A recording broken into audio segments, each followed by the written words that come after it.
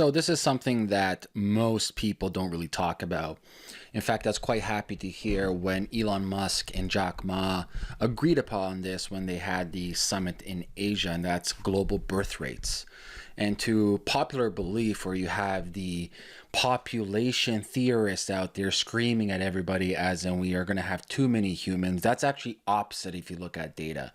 In fact, what the data tells us, both for the birth rates of women, the sizes of families, and also the fertility issues with women, we're on a decrease. And so just look at this. Global childbearing female birth from 1950s to 1989, annual birth rates rose almost 1.5 million a year. Since 1989, global births have essentially stalled around 135 plus or minus million births a year, while the growth of the potential quantity of females of childbearing age has slowed down as well. So not only have we slowed down in childbearing, but having women to childbear has decreased as well. And so why is this important? I'll get a couple of these graphs in a second, specifically Africa, because that's the outlier. It's very interesting to pay attention, both for a couple of reasons, for economic reasons, for where the future is going, etc. So why does this matter? And I'll tell you why this matters. A lot of people forget that for a society to exist, you need young working class people. You need people, at least in this system as we have it today, we need young working people to pay for in the future. And so in North America, you have Social Security, you have old age pension plan in Canada. In fact, all the taxes for the most part come from body-able working people, people of youth who are able to put in 30, 40 years of their life into the tax system. Now, and when you have a decreasing population growth, which, like, I'll show you this one. This is crazy. Look at this. Look at this.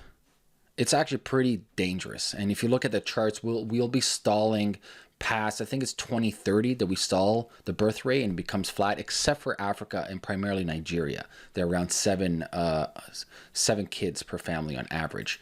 But why this is important is, like, you look at how our society is structured today. Let's take away modern society as a government has. If you look at society from a family unit, family units is the cohesive glue that makes society what society is today at the end of the day. If you have a good proper family unit, that family unit creates a community creates a society creates a healthy culture. It's really important to stress that out. And so let's kind of work off of that. If you have a society that doesn't have young enough people to join the workforce, and specifically not even females, you have a decline. So not only the birth rate is declining, but the fact that there's less females being born and only males being born, which is a big issue. And basically you don't have enough people to fucking pay for the future. You won't have Social Security. The economies will slow down, productions will slow down, and the fact that you won't have physical people to put within the system. And this is something that a lot of people don't talk about. And so that's from the economic / society level. There's another side of birth rates, which a lot of people don't talk about. And I'll get into this one here for a second, right here. Yeah. Whereas, listen, throughout human history, we have gone through extreme environmental events. I mean, extreme. From meteorites to, let's say, like the Ice Age to, who knows, viral outbreaks, the plague and all these different things. We are way fucking overdue. So top scientists talk about this. It's not if, it's when. You hear what I'm saying? It's not if, it's when. And so I pulled this up before, but there's a statistics. I think the statistics was it would cost us something of like $1 trillion and about 700 million people would be eliminated if we have a viral outbreak. And so that's another thing that a lot of people don't talk about. Like, even though people think we have a lot of population, in a nutshell, we actually don't. You know, we have more than enough food to feed the world. In fact, we have a huge problem in food distribution, not food production. It's a big misconception. People think we have no food. We have so much fucking food. We don't even know what to do with it. That's why there's waste. That's why there's laws being passed that at least now fucking, hopefully a lot of countries will adopt this. Like, restaurants should be able to give out free food to people and not get sued. And so basically we have too much food. It's just distribution of that food and cost of food as well, but we have more than enough food. And so this is interesting to take a look at. And why I wanted to kind of go back to this chart and show you guys is Africa. Africa's the outlier. Big outlier. So 1950s till 89, Africa's birth rate rose 70 million births from 70 to 212. And so if you see their chart over here, they're just growing. And so why I say Africa is interesting is if you look at, like I said, if you look at society and if you look at proper systems, Africa has the potential to be the new big powerhouse. Has the potential. No, might not make it.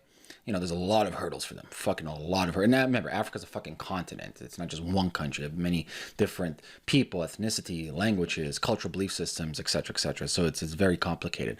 However, you know, if they have an iota of resemblance of what China was able to do with 100 million people leaving poverty into upper middle class, which is another reason why birth rates decrease, is when people have higher social economic levels, they have more self-interest in the things they want to do. So instead of having 3-4 kids, they have about a kid.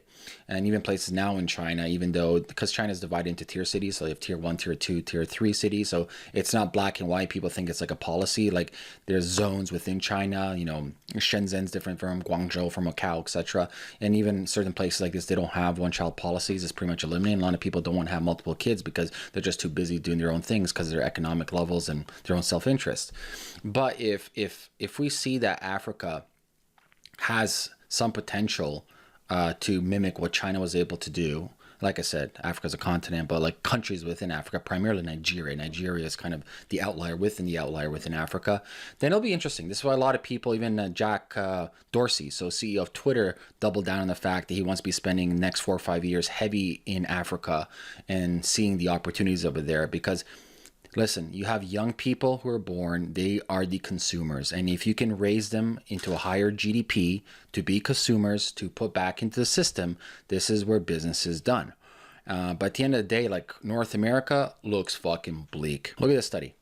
Remarkable decline in fertility rates.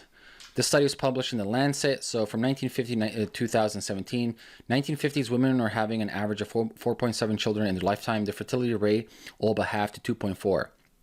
And so what's going on? As I mentioned, with China and other countries, when you increase the social economic levels, people want to have less kids. But there's another thing happening over here too. And the reality is, in a lot of families, it's hard to bite the bullet when I say this to them, but like, there is a biological age with women, not so much with men. Don't get me wrong, sperm does decrease in quality. You have DNA fragmentation as you age, but more or less how a woman, okay, let me put this. A woman is born with a set of eggs from her mom. That's it. That's her set of eggs. And as she ages, those eggs disappear and you fucking can't get those eggs back. This is why there's a boom in IVF, right? Artificial insemination. And so basically people are having kids later, right? There's a prime age. I think the age is between like 19 to 24. There's a prime age where a woman gets pregnant. The younger, the better, to be honest with you. But women, and because of our society, right? You know, it's fucking expensive, to be honest with you, right? So it's like, okay, by the time you can afford to have a family, it's kind of too late and it's difficult. Like past the age of 30, trying to get pregnant, it becomes exponentially fucking difficult. This study goes into the fact of like the later you're trying to have kids, the harder it is to have kids because you lose eggs as you fucking get older. And there's all these other different reasons, but that's a massive reason. But yeah, I want to quickly guys show you about this. It's like, we are going into a decrease of birth rates, which equals a decrease in economic power, which is a decrease in the power of a society, which leads to issues. And not to mention, there can be environmental issues, viral issues, meteorite, who the fuck knows, where it can wipe out a whole portion of us humans. So this is something to pay close attention to. I'm going to be paying close attention to Africa. Super close attention. Who knows, if you're an entrepreneur out there and you see some opportunities like Jack from Twitter, like pay attention to that. But I'll leave you at that, guys. Talk to you guys soon. Peace.